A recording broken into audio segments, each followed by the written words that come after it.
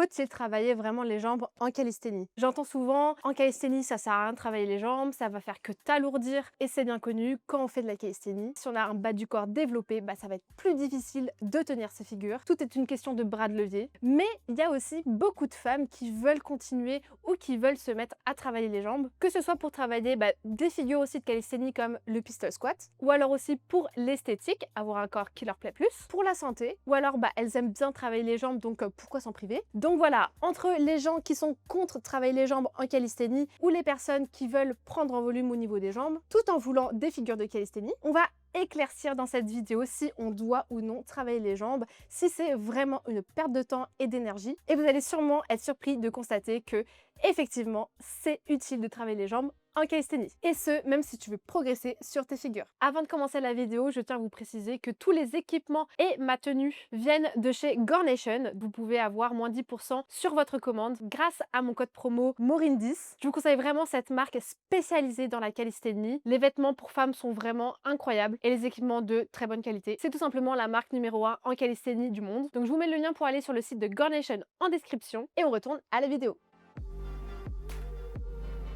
On va diviser cette vidéo en 3 parties. La première partie, si ton objectif est esthétique et tu veux prendre effectivement du volume au niveau du bas du corps, mais que tu es aussi intéressé par gagner en figure de calisthénie, en mouvement poids du corps. En deuxième partie, on va voir si ton premier objectif c'est progresser en figure de calisthénie et que les jambes c'est secondaire, voire tu veux pas du tout les faire. Et enfin en troisième partie, on abordera si jamais tu aimes tout simplement travailler les jambes.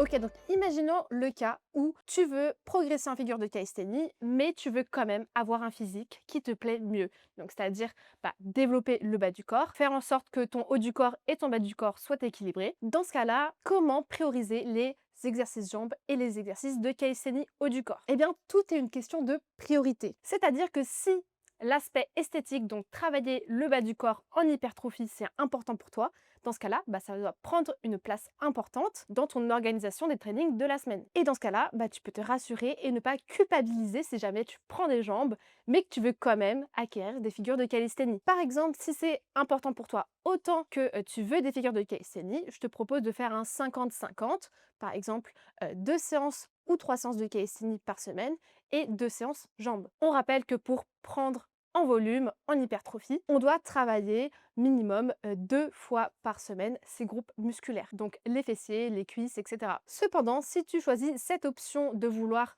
augmenter ton volume musculaire au niveau du bas du corps, il faut avouer que ça va peut-être être une contrainte en plus, mais ça va pas non plus être si significatif que ça, hein. Je veux dire, ton corps est un ensemble de muscles et donc lorsque tu vas prendre des muscles au niveau du bas du corps, forcément le haut du corps va aussi suivre, hein. C'est pas pour autant que tu vas stagner ou que tu vas même régresser au niveau du haut du corps si tu le travailles en parallèle. Moi, j'ai fait ça pendant très longtemps, pendant des années. J'ai travaillé aussi le bas du corps à la hauteur de 1 à 2 fois par semaine dans un but d'hypertrophie, d'équilibre haut du corps, bas du corps. Et honnêtement, c'est pendant cette période-là que j'ai vraiment progressé en calisthénie, donc des mouvements qui nécessitent une grande force au niveau du haut du corps. Et pourtant, je continuais de prendre aussi au niveau du bas du corps, donc j'étais plutôt satisfaite.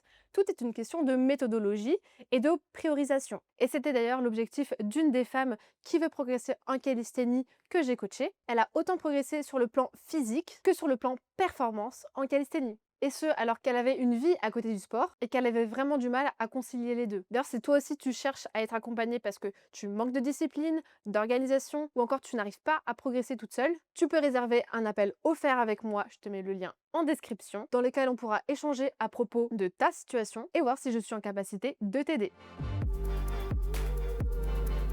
Si tu veux prendre du volume au niveau du bas du corps, je ne vais pas te faire un cours complet dessus, sinon la vidéo va durer 2 heures. Mais ce qu'il faut que tu retiennes, c'est qu'il faut que tu sois très proche de l'échec à la fin de tes séries. Que tu fasses 6 répétitions ou 15 répétitions par série, l'important, c'est que la dernière soit très très proche de l'échec musculaire. Et normalement, si tu respectes ça, tu devrais prendre un muscle. Bien sûr, l'alimentation joue un rôle important. Tu dois manger suffisamment pour prendre du muscle. Mais tout ça, je le détaillerai sûrement dans une autre vidéo. Petit disclaimer, si jamais tu décides de travailler les jambes, évite de faire des reps trop lourdes avec trop d'intensité, par exemple 3 répétitions ou même 1 répétition en squat. Parce que travailler à haute intensité comme ça fatigue énormément le système nerveux, système nerveux dont on a besoin pour faire nos séances de calisthénie. Donc si cet entraînement jambes est trop intense, c'est-à-dire que on fait peu de répétitions avec des charges très lourdes, ça va demander beaucoup de temps pour que ton système nerveux récupère. Petite exception, si tu souhaites faire du street lifting, tu es obligé de faire du squat en force. Dans ce cas-là, c'est pardonné.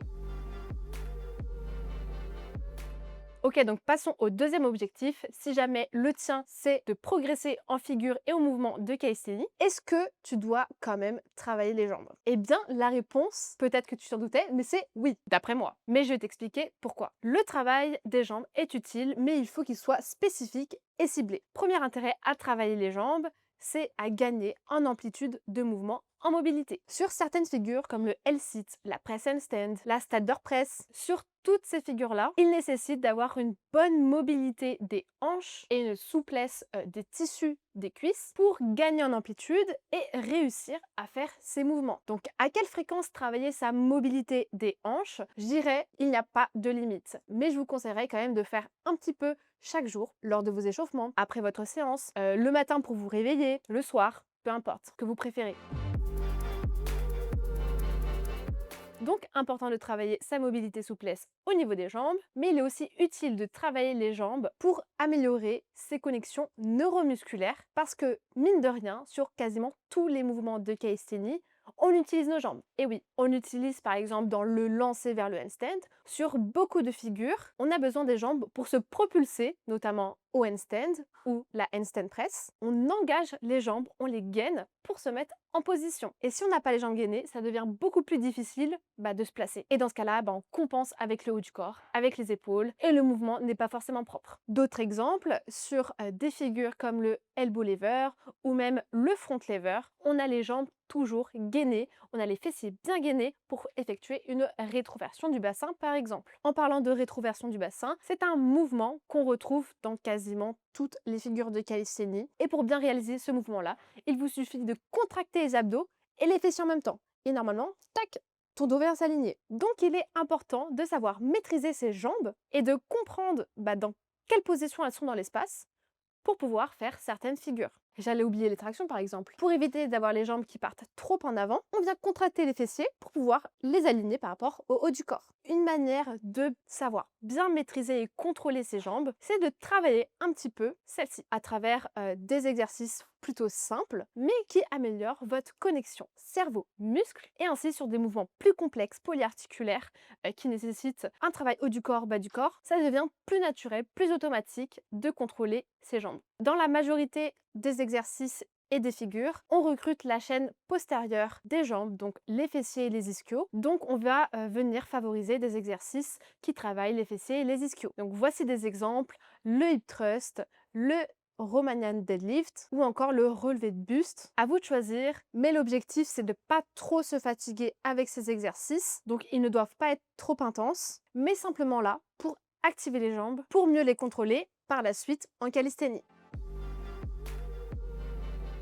Et enfin, troisième intérêt de travailler les jambes en calisthénie, c'est de favoriser une bonne endurance globale du corps et une tonicité quand même au niveau des jambes. Parce que si on oublie le travail des jambes trop longtemps, il existe plusieurs risques. Par exemple, créer un trop gros déséquilibre. Des fois, ne jamais travailler les jambes peut donner des douleurs au niveau du dos, au niveau des lombaires. Et ce que je conseille toujours, c'est de travailler un petit peu son cardio en parallèle de la calisthénie, un travail très différent qui est tout à fait compatible avec le travail en street workout, car en plus, travailler son cardio permet d'améliorer ses capacités de récupération. Donc ça, on ne néglige pas en calisthénie. Donc ce que tu peux faire, c'est d'avoir 1 à 2 sessions cardio par semaine, que ce soit après ton entraînement calisthénie ou pendant tes jours de repos, et favorise une activité sportive qui utilise les jambes, donc par exemple le vélo, la course à pied, la corde à sauter, et ça va être franchement bénéfique.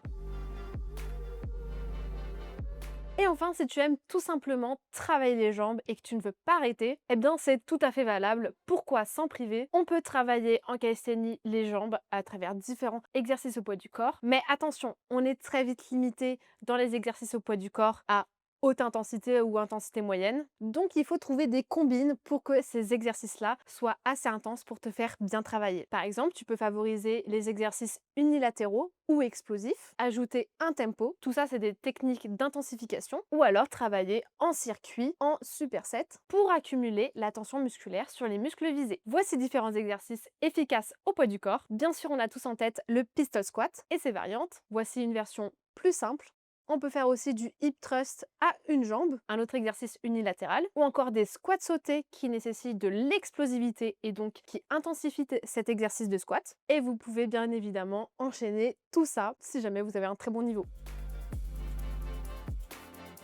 Ok, donc pour conclure cette vidéo, si jamais tu veux travailler les jambes ou que tu as un objectif esthétique, ne culpabilise pas à intégrer des séances jambes dans ta semaine parce que tout est une question de priorité dans tes objectifs. Donc si c'est important pour toi d'avoir un corps qui te plaît davantage, accorde une place importante aux séances hypertrophie bas du corps. Le haut du corps suivra ta progression. Tu pourras quand même progresser au niveau du haut du corps si tu as aussi des exercices haut du corps. Si au contraire ton objectif c'est 100% t'investir dans la calisthénie, je te conseille quand même de travailler un peu le bas du corps, surtout pour la mobilité, la tonicité des jambes et la connexion neuromusculaire qui te permet de contrôler les muscles de tes jambes. Les jambes ne sont jamais un fardeau. Tu peux jamais te débarrasser d'une partie de ton corps. Elles font partie de tout un système, donc ça serait vraiment dommage de ne pas les prendre en considération. En plus, si tu fais de la calisthénie, c'est sûrement que ce qui t'intéresse, c'est de contrôler tout ton corps, avec les jambes incluses. Donc réfléchis à 2 fois avant de skip les jambes.